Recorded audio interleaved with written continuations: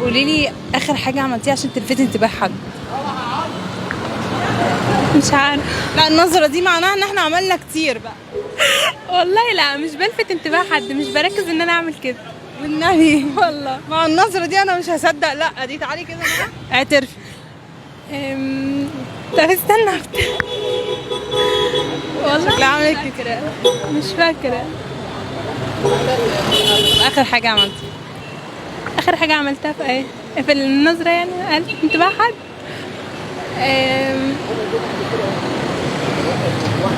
ممكن ان انا ابص.